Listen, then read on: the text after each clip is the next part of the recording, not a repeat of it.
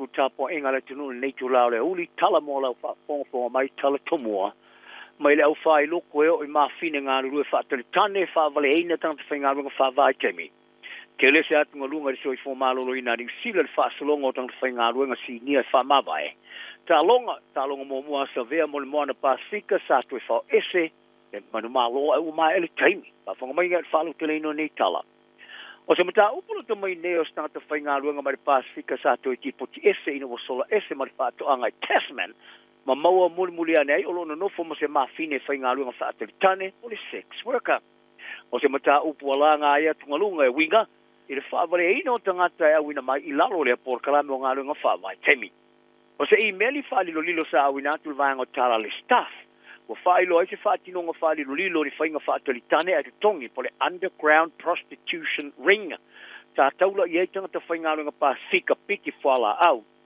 I le tūmalo Tasman e peona tuo ia e lea tu stalo ni meli. Ta wai e lea mori mau i le rominga. O maa fine whainga runga whaatari tane latu te loina i aso to tongi o leo whainga runga. O na mio solo ai lea lata e mesini tala tupe.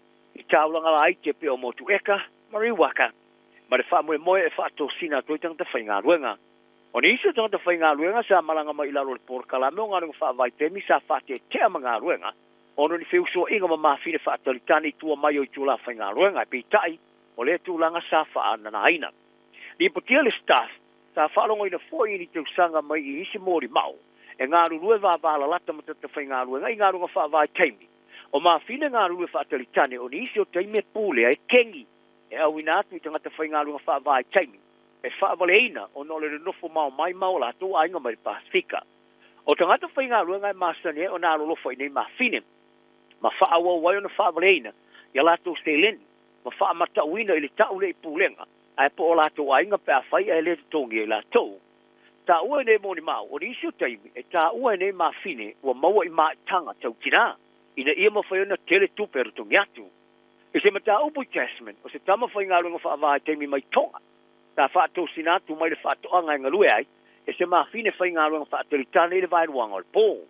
O le ali whai ngā runga sa manatu o maua lana pā anga e lofa moni ai. O whai aina na whai unga i nofo ai le whale mo le mawhine, e au noa ma le rongo ino seisi. Misia mare ngā ruanga mo aso e tolu malongo ina i loa e whaato anga i le mata ngā ruanga o whemaranga inga ma leo leo. Ma maua i le whale o lea mawhine whaatari tane. Sa sei ai loa i le aso ruspulu lua le masintalo i neo Januari. Sa loka ina le sela leo leo lua aso mulimuliane au ina mai au kila nei ma toe whaafo i atuilo i tonga. Ai o nisi o mori mausa lato whaalia le lominga. Wa le na o le au tali tane e whaavale ina e tangta whainga ruanga whaavai teimi. E whapea ngā fwoi mala au whai loku. Ta wai pe tu sa mali tau sanga ua vai. Pe sili atu mali tu ono i whai whi awa anga i atu i no whanga o ngā ruru ai. Ma wha solo e whai ngā loku i no whanga mo whata Singapore Halls e tu tongina. E po wharita vale. O nei whai ngā loku e patino le mo tangata whai ngā runga wha vai teimi. E lengi au loku. Ai o ia tanga tu o tilo i awa no e wha vale ai tangata whai ngā runga. Ma wha se e se tuai ma au kilani. O na tāpāina leo i la tō mō tupes furuai, i vai aso taitasi, i le tau sanga vai. O se whai whiau, tā aluatu le whaatoanga i le aso tongi mō tangata whai ngā ruenga. Tā wai e whai te wafe mawhe tā lai a ve sea au whai loku mai a i la tō. I se tasi o whai lotu e tui au tafo le masini tā la tupe, i le aso tongi. Wharia e lea mori mau, sa i ai whono tanga sa whai e peona whariai, e ngei whai loku. O whai lo atu e lea tua i a i la tō, o lea fio whalua mai o le keriso, o lea fio ane, i motu eka. O se mawhine i eso tanga ma le kenga le nomads, ma le crips, o whaasaleina le whatapui. Ina o mai ona i tau tino no soni. E wha mawa poina i se tūlanga e peona whaali ai e le wha masino. O se tasio mata upu piro sili ato na leanga o le au wha malo sia. Ua wa ai i ai au kilani tono ni nai tau sanga o mbae. Ina o mai ona ave sea mai ma le potu moelo na whale i Birkenhead.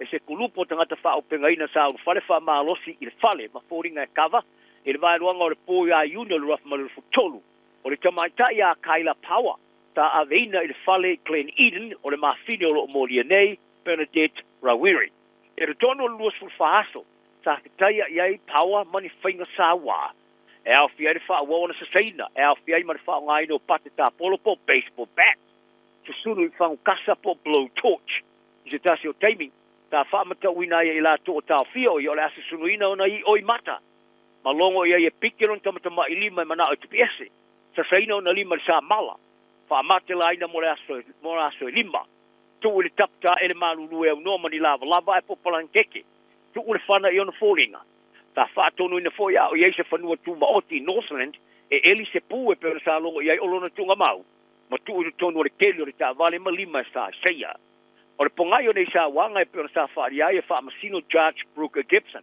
ele vasco wai au yala winar fa salango ra wiri mo le ono te sanga ma le rua masina ne ia tawa tua ia le mafine ia le password o le meo te wai tupe o fa liliu mai I le cryptocurrency alana pa anga I le vaiteng sa fa wawa na longo ia e power ina te lilo ina le password mai le eipo se ava no e mawai le vainga tupe bitai o ila tau sa ave fa maro sio ia e au fiai mara wiri ta le talitonu iai au puno le ulo a wiri au la wina lon fasalanga sa longo ia Judge Gibson na manino mai lava ile amatanga lo a wai ta manino mai fo ilo a wai le temi o su ai lo na pale o le mele puno mo lo ulu ila lo e fa lu mai na te wai o se fa tinonga matanga o ia ni atu ngalunga tu sai male lu mona e le vai ngor soi fo malo rina ni sila le mai ai fa ma vai ngari ofisi ni to tolu I le tonu le vai se tasi le vai so vai o le aso foroi te luai sa wha mauni ai ar wha tunu wa ora so e fo malo loina Diana sa whati wha pea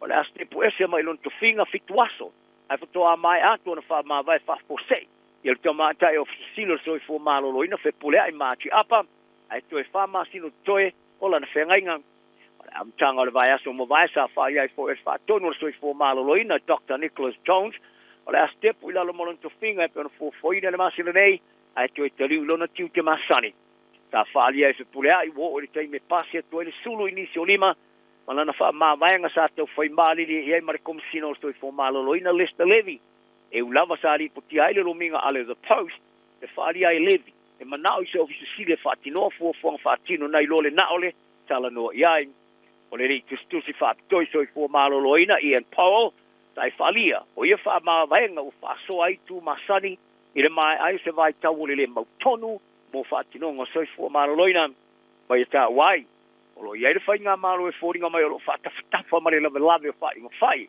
ai fai ngo fai ngo fiatu ma o ia fai ngo fia masani ai on ave ma fai unga e siste mai fitos ta malo o ia fa fitio no fasio tio se pepe ino o mai no ia tai na no no spungi ato anga i le papu I pui o le fale ma tongi lungo o fa malu e butia ele mai ngo fasala lunga le afiti le Fiji Broadcasting Corporation o le tamalo to sulima to sanga sa tu ia lona poino le usol pa mi tamo I pepe mo u ona folinga a peta sa ia tau tino le monio morianga I lona fa o ni afianga I le tino lon to lua o te tea pe tina o nei tamo te to lua o le tamalo le atu tu la ilumon fa mastonga I na sinu I se teimi o le masina nei I taro talonga mo mua Aristotele se kapteni ala ola kapia le mana Pasifika sa fai wina I le ta e le fatu le fai ina le force ai o 5 minuti talo na mai ele tem fatu nga ino talonga I le malaya le HPF Park I Perth Australia le tamu sanga supra kapia Pasifika o le ungo le talonga le fast por lima le fast far score sa tama wina le 5 minuti talo na mai le e o fai lo le tem o mai a fa wa le ta alos fire force Ata le pui ngā mana Pasifika le score no se fulu le Wallabies Ben Donaldson ata mo le vals full mita ma score la ro bon e to e fitu minuto de to le talonga e score e Jonathan Taumateine ma si le mana Pasifika le fasu fatu survalo e pitai e le fia toriina le force se fai ina ma fa wo pe ai ta alos fai ma to ia le score man malon se man malo sa to ngauia ma ili mo le mana Pasifika e wilea sa mo le mana Pasifika se tongia po ne si fai ina o fa o nei la malanga mana Pasifika Brisbane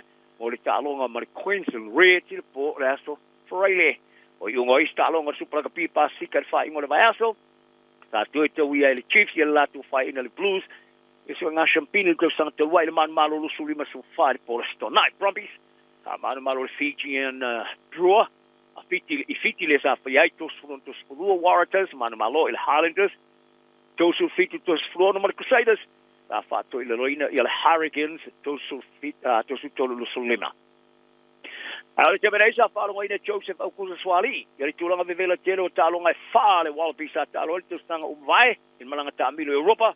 Aile i tālo le i tālonga mua o le supalaka pi Pasika. I le latu tālonga tau whao. Manu malo le halen ta social fiti to spono. Ai no fisilingia lau whaili e poti whātistusa tālonga whāwā malo ma tālonga kalapu. Ai sa whaalia e furu peti le Warriors o le supalaka pi. E whewheu atu. Ai e whaalia e whaalua na la vea ma i tamo le Highlanders. E tūlanga maulunga tele le whewheu le tālonga pe tiro le ma i tā alo tama kiwi. Ai sa fia tele ina ua manu mango. Ia tala nao na yasu, anga le rei leisi, ma tau tuana ne nai whana wiki wha mole mole, so i fwia mōne ne yaso.